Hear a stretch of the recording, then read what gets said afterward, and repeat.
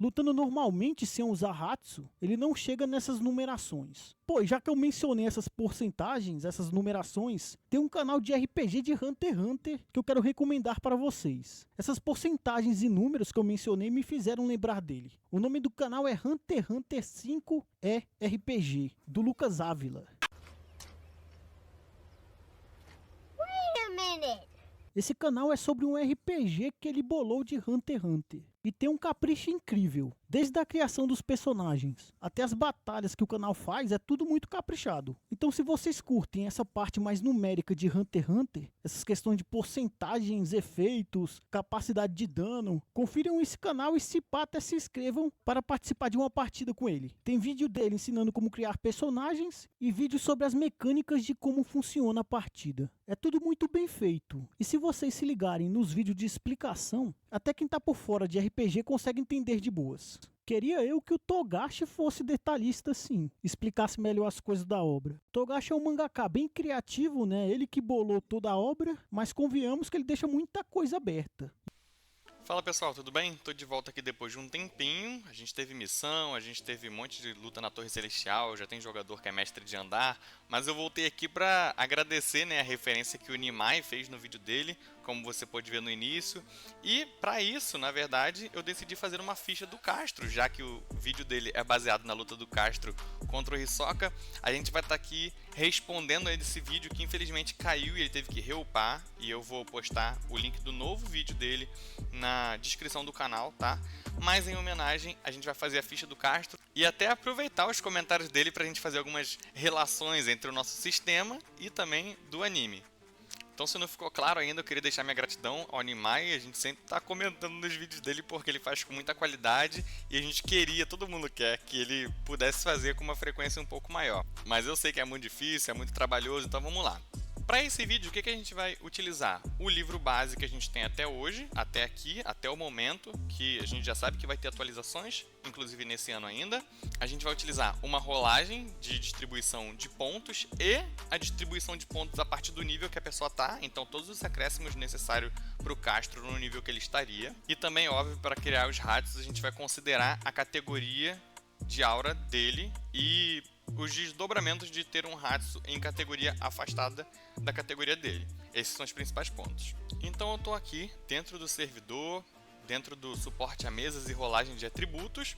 A gente vai pegar nas mensagens fixadas isso daqui, ó, que é o comando para rolar a ficha. Colei, coloquei aqui ficha Castro e fiz a rolagem.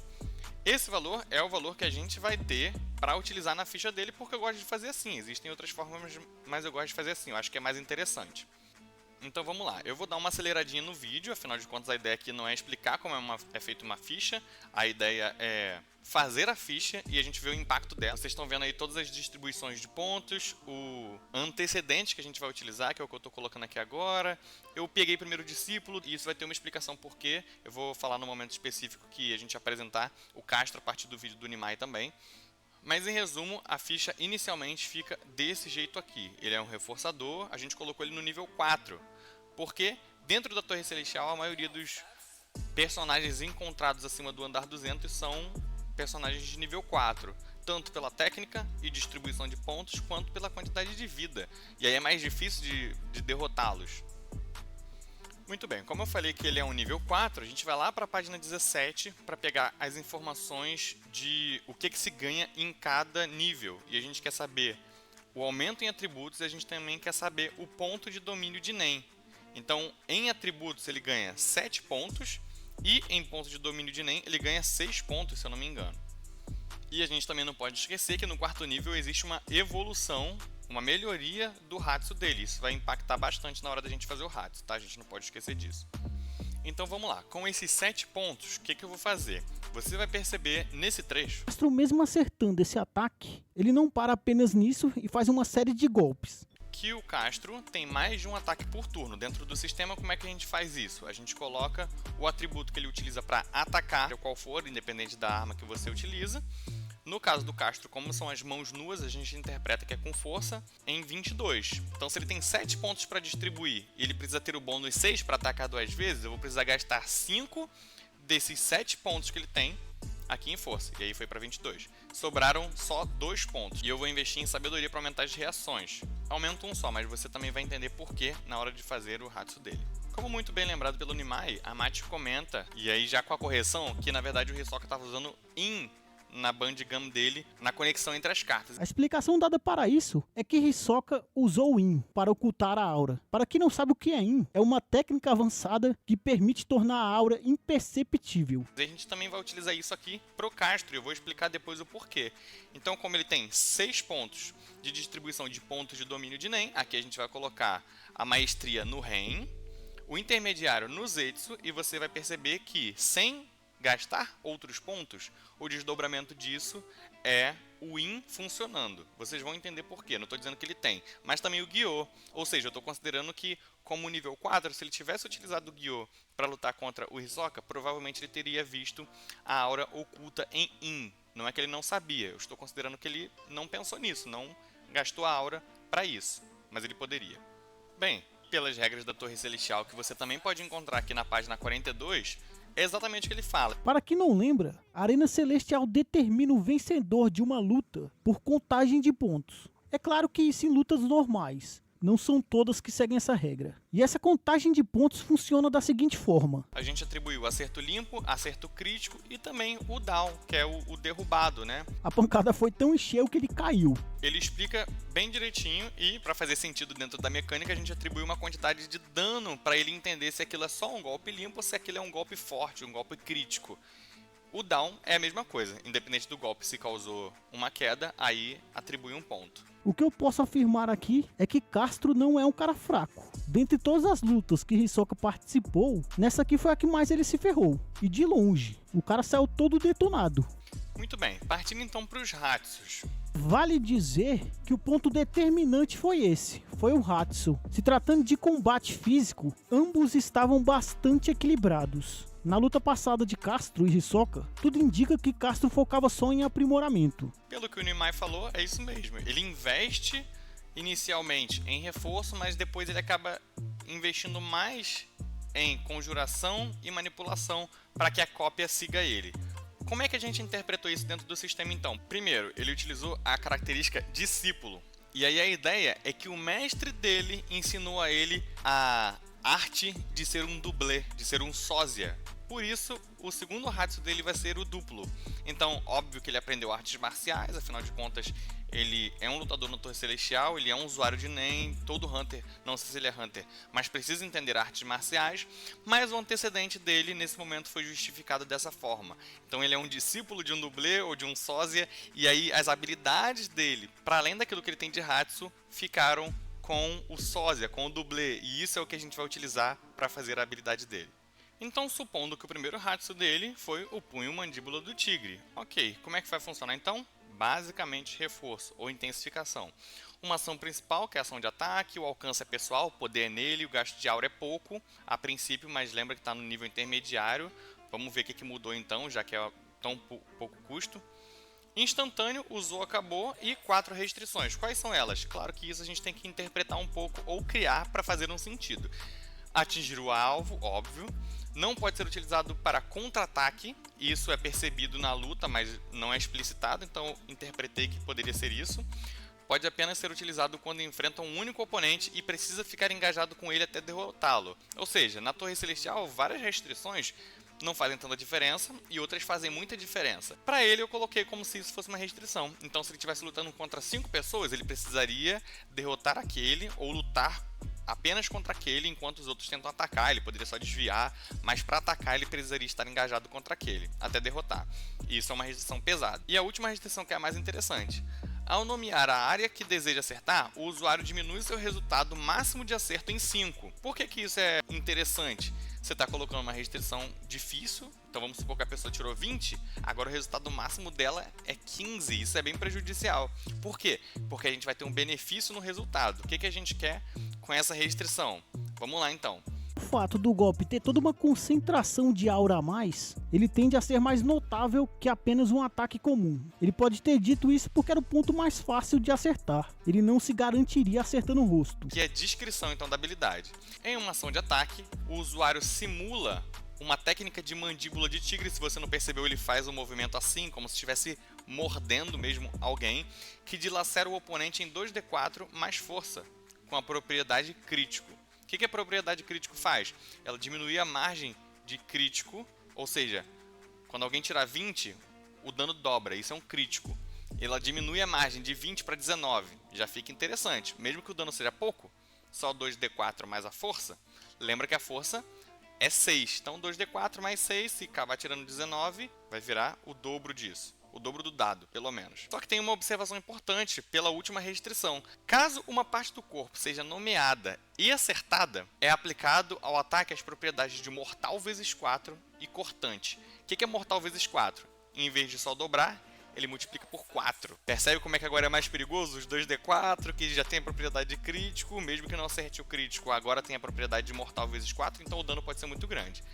E a propriedade cortante é aplicada porque dentro do nosso sistema a propriedade de cortante cria ou promove sangramento, que é um outro dano que pode acontecer a partir desse primeiro dano que acontece. Então percebe como pode ser bem perigoso, e como o custo é só 10% de aura, a partir das restrições colocadas ele consegue ficar utilizando diversas vezes. Se Castro focasse em treinar durante esses 2 anos aprimoramento, obviamente seus ataques teriam mais potência. Esse então é o primeiro Hatsu. Vamos ver o duplo?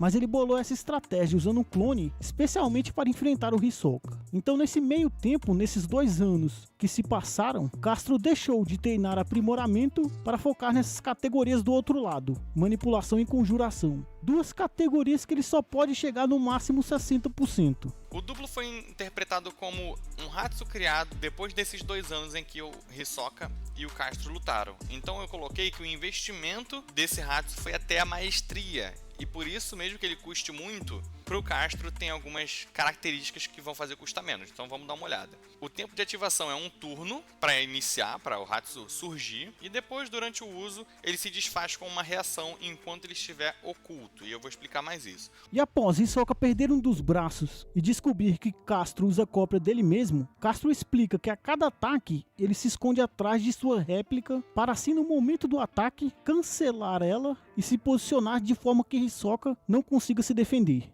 O alcance é só 1,5 m, porque ele sempre está próximo do Castro. O custo em aura, 40% mesmo sendo na maestria, e isso é muito alto para um Hatsu, mas é porque não está próximo da categoria principal dele. Isso sempre vai aumentar o custo do Hatsu. Duração, concentração, também vou explicar. E restrições 3. Quais são essas restrições? Ele pode apenas imitar o usuário, o dublê não pode imitar outra pessoa. Segunda restrição, alterações físicas no corpo do usuário não são simuladas ou atualizadas no corpo do dublê ou duplo. E isso foi percebido durante a luta, é uma das características que o Hisoka ressalta. E a terceira restrição, depois de descoberto, o dublê custa aura para cada uso. Então, deixa eu explicar. Para ser manifestado, para ser conjurado, ele custa 40% de aura. Enquanto o usuário está concentrado, ele não custa aura para surgir e aparecer, já que ele custa aqueles 40% iniciais de aura. Mas se ele for descoberto, aí sim, para surgir e aparecer, ele vai custar 40% de aura cada vez, porque o usuário já sabe que ele está ali, pode usar Guiô, só teria o benefício de ser mais uma pessoa para te ajudar a atacar. E após toda essa descoberta do clone de Castro, ele simplesmente ignora a ideia de ataques surpresas e parte para o ataque junto de sua cópia. Com todas essas restrições em mente, vamos então para a descrição da habilidade. Primeiro, o Hatsu precisa ser ativado com In, onde o alvo nunca perceberá quando o dublê surge na batalha.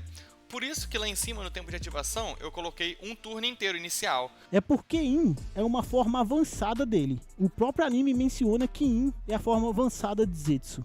Porque normalmente uma técnica de Nen é utilizada como ação bônus, só que ele tem que conjurar e aplicar, é como se utilizasse todo o turno da pessoa. Então ele vai utilizar o ataque, né, a ação principal para conjurar e a ação bônus para já ocultar, como se fosse a mesma coisa. Então no seu turno ele só faz isso. E aí ativar esse Hatsu do duplo ou do dublê aplica ao usuário, ao Castro, não ao dublê, a propriedade de ataque com finta. O que quer dizer isso no nosso sistema?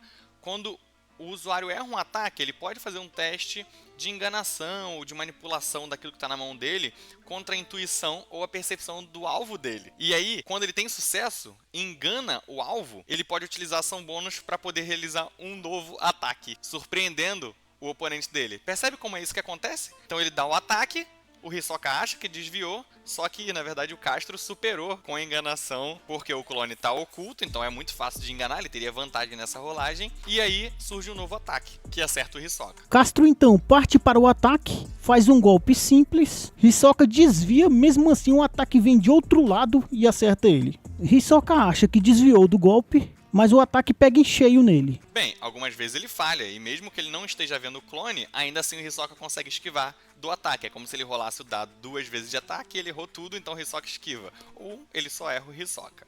E aí a última observação, a última descrição dessa habilidade. Enquanto não for descoberto ou destruído, o dublê pode ser desfeito com uma reação do usuário. Então sempre que não é o turno do usuário, ele gasta uma reação que é um dos recursos no turno, né? Um dos recursos do personagem. É o único recurso que é fora do turno, fora da vez dele. Ele gasta essa reação para fazer com que o duplo suma, mas ele pode escolher não fazer.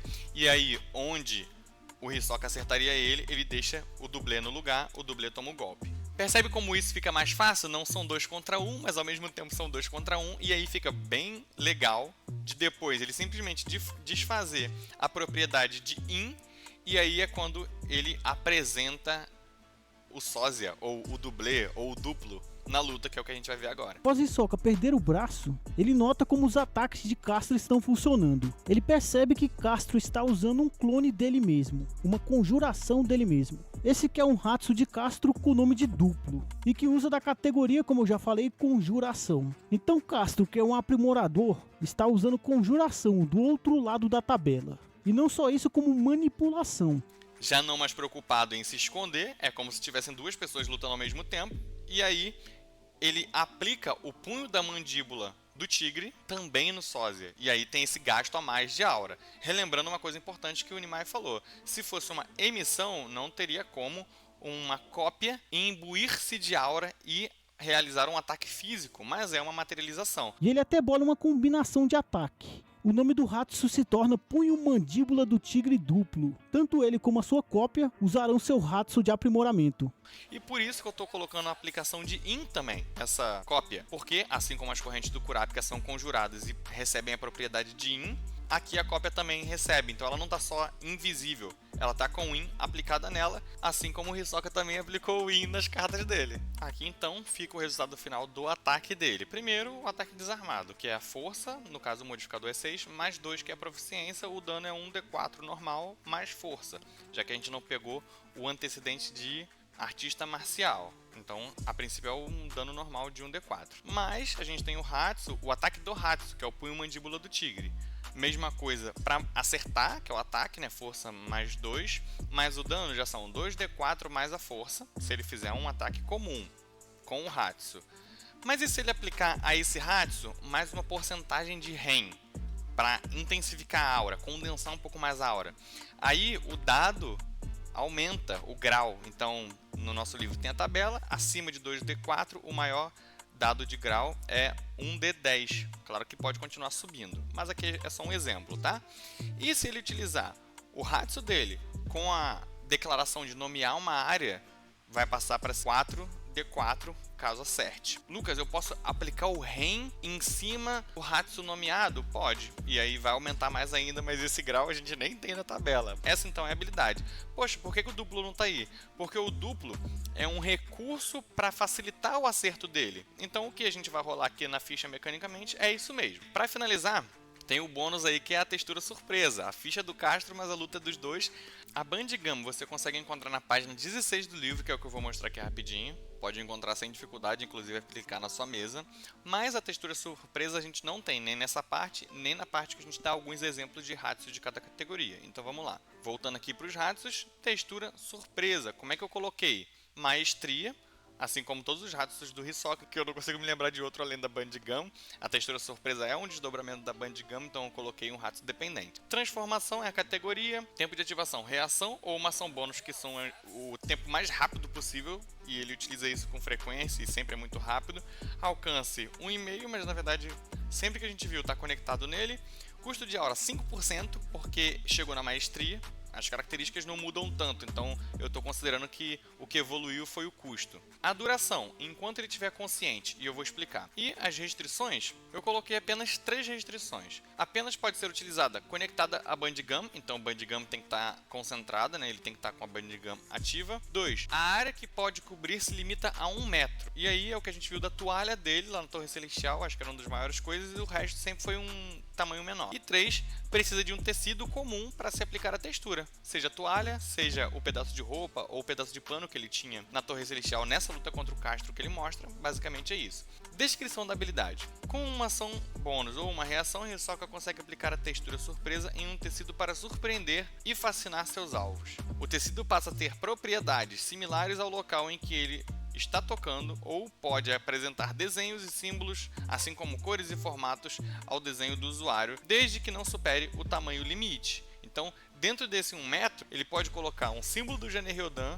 ou Gener-Ryodan nas costas dele, assim como ele pode colocar símbolo nenhum e simplesmente enfaixar e dar a aparência da própria pele. Então essas são as características que a gente colocou. Por estar sempre conectado à Bandgum, a textura surpresa fica colada ou fixada no lugar onde é atribuída. Explicando o braço do Hisoka ter voltado ao normal, na realidade ele não voltou. O braço dele está apenas fixado. Seja no braço, seja nas costas, não precisando de qualquer esforço ou concentração para mantê-la em seu formato transformado. Então, se prendeu com a Bandgum, é melhor do que Super Bonder ou Tech Bond, tá lá, não vai precisar de esforço para manter presa, ok? E aí, o que vai depender para que continue com essas propriedades e continue fixado no usuário é a consciência dele. Então ele precisa estar acordado, ele precisa estar consciente para poder manter as características aplicadas. E aí, para finalizar, eu jogo uma fanfic, uma teoria aí sobre esse tamanho da textura surpresa.